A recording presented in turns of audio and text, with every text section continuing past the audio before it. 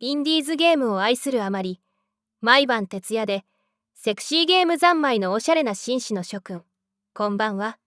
おしゃれ系紳士クリエイターのライドレックスです。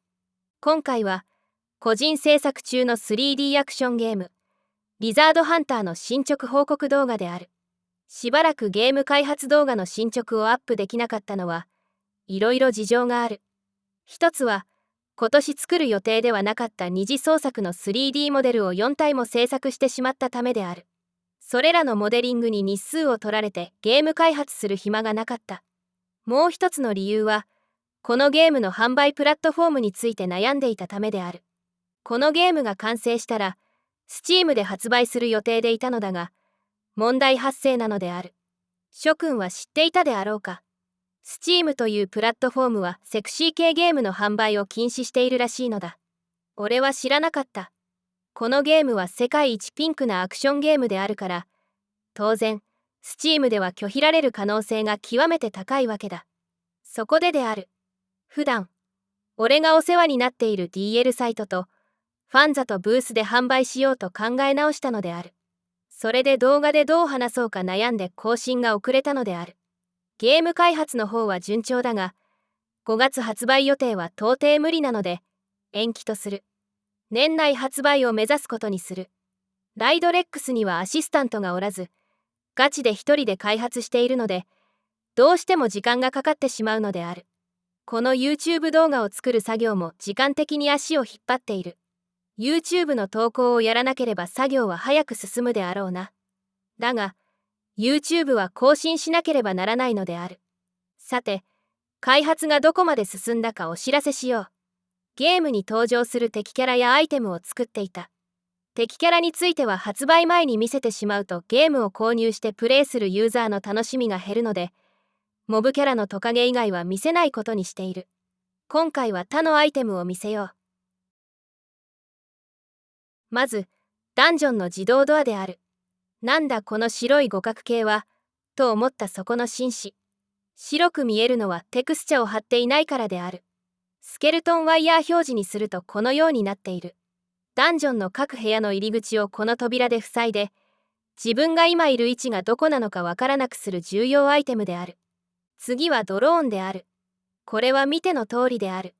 これは敵のトカゲたちが樹海やダンジョンを監視するカメラとして飛ばしているものだが、攻撃もしてくる厄介な兵器である。諸君は女性型アンドロイドを操作して、このドローンを撃ち落とさなければならない。こんないやらしい覗きカメラを作ってるんじゃないわよと思った、そこの紳士。あなたを監視しているのではなく、ゲーム世界のセクシーな女性型アンドロイドを監視しているので、安心していただきたい。次はソーラーパネルと充電バッテリーである。なんだよ、つまんねえものを見せんなよ。